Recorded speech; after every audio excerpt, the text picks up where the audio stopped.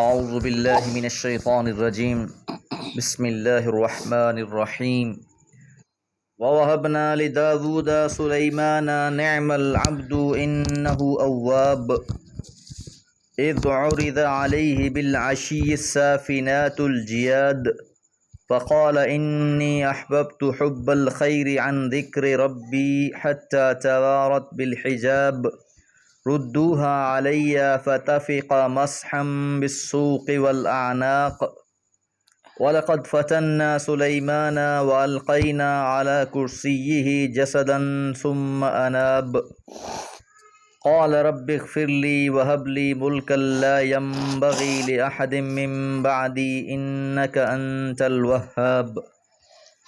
سورہ صاد آیات 30 سے 35۔ حضرت داؤد علیہ السلام کا تذکرہ فرمانے کے بعد حضرت سلیمان علیہ السلام کا ذکر، وَوَهَبْنَا اور ہم نے ہبہ کیا، ہم نے عطا کیا، لداود داؤد علیہ السلام کو، سلیمان حضرت سلیمان علیہ السلام حضرت داؤد علیہ السلام کے فرزند تھے۔ باپ بیٹا دونوں کو ہی اللہ تعالیٰ نے نبوت سے سرفراز فرمایا، قوت اور حکومت عطا فرمائی۔ اب آگے حضرت سلیمان علیہ السلام کی یہ صفت بیان کی جا رہی ہے، نعم العبد، کیا ہی خوب بندہ تھا۔ اس کی عبدیت اللہ کو بہت پسند تھی کہ اللہ نے سلطنت دی، مال و متاع عطا فرمایا، اختیارات عطا فرمائے، جن و انس پر حکومت کی، لیکن اس کے باوجود ان کا رجوع الی اللہ، ان کی عاجزی و انکساری، یہ تمام صفات عدم موجود تھیں۔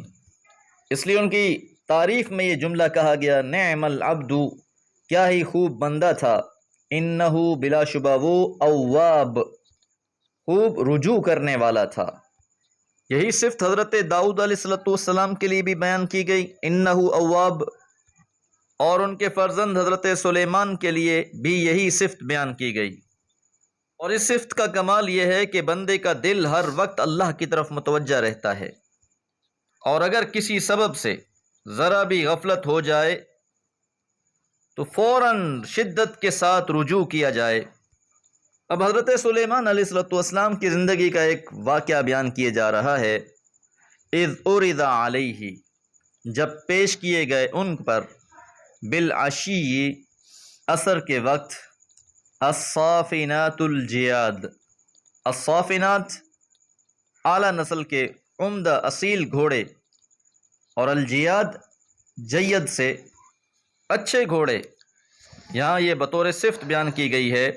تو یہ ایسے گھوڑے تھے جو اپنی نسل کے اعتبار سے بھی اچھے تھے اور اپنی صفات کے لحاظ سے بھی بہت اعلیٰ۔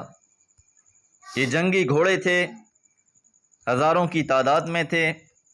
حضرت سلیمان علیہ السلام کے سامنے پریڈ کی صورت میں انہیں پیش کیا گیا، اور اس میں وقت زیادہ لگا، جس سے آپ کی عصر کی نماز ضائع ہو گئی۔ فقال، پس آپ نے کہا، انی احببت حب الخیر، بلا شبہ میں تو مال کی محبت میں مبتلا ہو گیا، عن ذکر ربی، اپنے رب کی یاد سے، کہ اس مال نے، ان گھوڑوں نے مجھے اپنے رب کی یاد سے غفلت میں ڈال دیا، حتی، یہاں تک کہ توارت بالحجاب، پردے میں چھپ گیا، یعنی یہاں تک کہ یہ سورج غروب ہو گیا۔ تو حضرت سلیمان علیہ السلام کو نماز کے ضائع ہونے کا، اس وقت کے ذکر کے رہ جانے کا انتہائی افسوس ہوا۔ آپ نے حکم دیا، ردوہا علیہ، ان گھوڑوں کو دوبارہ میرے پاس لایا جائے۔ اور جب گھوڑے حاضر ہو گئے، فتفق مسحا، تو آپ انہیں مارنے لگے، بالسوق والاعناق، ان کی ٹانگوں اور ان کی گردنوں پر۔ تفسیر جلالین میں اس کی شرح میں لکھا ہے، اے ذبحہا وقطع ارجلہا تقربا الی اللہ تعالی، کہ آپ نے انہیں ذبح کرنا شروع کر دیا اور ان کی ٹانگیں کاٹنا شروع کر دیں اللہ کا تقرب حاصل کرنے کے لیے، حیث اشتغل بها عن الصلاة بلحمها، کیونکہ آپ انہی کی وجہ سے مشغول رہے اور نماز جاتی رہی، تو آپ نے انہیں اللہ کی راہ میں قربان کیا۔ فَعَوَضَهُ اللَّهُ خَيْرًا مِّنْهَا وَأَسْرَعَ، تو اللہ تعالیٰ نے ان گھوڑوں کے بدلے میں آپ کو بہترین عوض عطا فرمایا، اور وہ تیز ہوا تھی جس کے ذریعے آپ کی مدد کی گئی، اور اس کے ذریعے آپ سفر کرتے، جس کا تذکرہ پچھلی صورت میں بھی گزر چکا ہے۔ اور تفسیر سعدی میں لکھا ہے جعل یعقرها بسیفہ، کہ وہ اپنی تلوار سے انہیں ذبح کرنے لگے۔ تو ایک نماز ضائع ہونے کی وجہ سے حضرت سلیمان علیہ السلام کو اس قدر افسوس ہوا کہ جو سبب تھا آپ نے اس کو ہی ختم کرنا چاہا۔ تو یاد رہے کہ نماز کی اہمیت بھی اس سے واضح ہوتی ہے۔ جس طرح حضور علیہ السلام کافروں کے لیے بھی بد دعا نہیں کیا کرتے تھے، لیکن جب غزوہ خندق میں آپ کی نماز ضائع ہوئی تو آپ نے کافروں کے لیے بد دعا کی۔ وَلَقَدْ فَتَنَّا سُلَيْمَانَ، اور ہم نے سلیمان علیہ السلام کو آزمایا۔ وَأَلْقَيْنَا، اور ہم نے ڈال دیا، عَلَى كُرْسِيِّهِ، اس کی کرسی پر، جسداً، ایک جسم۔ اس جملے کی تفسیر میں مفسرین نے بہت سی آراء نقل کی ہیں۔ ایک روایت حضرت ابو ہریرہ رضی اللہ تعالیٰ عنہ سے بیان کی گئی کہ حضرت سلیمان علیہ السلام نے فرمایا کہ میں اپنی تمام بیویوں کے پاس جاؤں گا، اور ان میں سے ہر ایک بچے کو جنم دے گی جو شہ سوار ہوگا اور اللہ کی راہ میں جہاد کرے گا۔ لیکن اللہ تعالیٰ نے انہیں صرف ایک بیوی سے ایک بیٹا عطا فرمایا، اور وہ بھی نقص والا تھا۔ اور ایک روایت میں آتا ہے کہ آپ کی 40 بیویاں تھیں، جبکہ بعض نے اس سے یہ مراد لیا ہے کہ ایک وقت میں ان کی حکومت سکڑتے سکڑتے صرف دارالحکومت تک محدود رہ گئی، باقی علاقوں پر قبضے کر لیے گئے۔ اللہ تعالیٰ نے پھر انہیں دوبارہ قوت عطا فرمائی اور ان کی خصوصی مدد فرمائی۔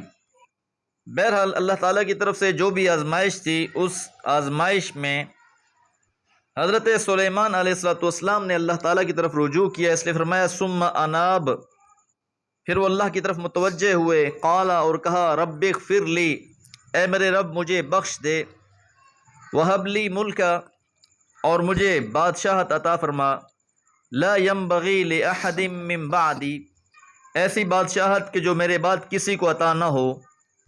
اب حضرت سلیمان علیہ السلام کی بادشاہت کی تفصیل قرآن میں مختلف جگہ پر بیان کی گئی ہے۔ آپ چرند و پرند سے بھی گفتگو فرماتے، چیونٹیوں اور حیوانات سے بھی کلام کرتے، جن اور صاحب علم لوگ بھی آپ کے ماتحت ہیں۔ تو واقعی آپ کو اللہ تعالیٰ نے ایک ایسی حکومت عطا فرمائی جو آپ کے بعد بھی کسی کو حاصل نہ ہوئی۔ حضور علیہ السلام رات کے پہر میں اللہ کی بندگی فرما رہے تھے، ایک جن شیطان نے آپ کو تنگ کرنے کی کوشش کی، آپ نے اسے پلر کے ساتھ باندھ دیا۔ پھر صبح آپ نے اپنے اصحاب کو یہ بات بیان فرمائی، میں نے اپنے بھائی حضرت سلیمان علیہ السلام کی دعا کے احترام میں اس جن کو چھوڑ دیا جو انہوں نے اللہ تعالیٰ سے کی تھی کہ حبلی ملکن لا ينبغی لأحد من بعدی۔ تو بہرحال حضرت سلیمان علیہ السلام کی حکومت میں بہت سے خوارق تھے۔ آپ پچھلی صورتوں میں تخت لانے والا واقعہ بھی پڑھ چکے ہیں کہ پلک جھپکنے میں ملکہ بلقیس کا تخت حاضر کر دیا گیا تھا، اور دعا میں ساتھ انہوں نے یہ بات بھی کہی، انکا بلا شبہ تو انت الوہاب، تو ہی خوب عطا کرنے والا ہے۔ تو یہ جو صفت انابیت ہے یہ بہت اہم ہے کہ ہر حال میں اللہ سے رجوع کیا جائے، اللہ سے مدد طلب کی جائے، اور اسی صفت انابیت کو خاص اہتمام کے ساتھ یہاں بیان کیا گیا ہے۔ دعا ہے اللہ تعالی ہمیں بھی ہر حال میں اپنی طرف رجوع کرنے والا بنا دے۔ وما علیہ الا البلاغ۔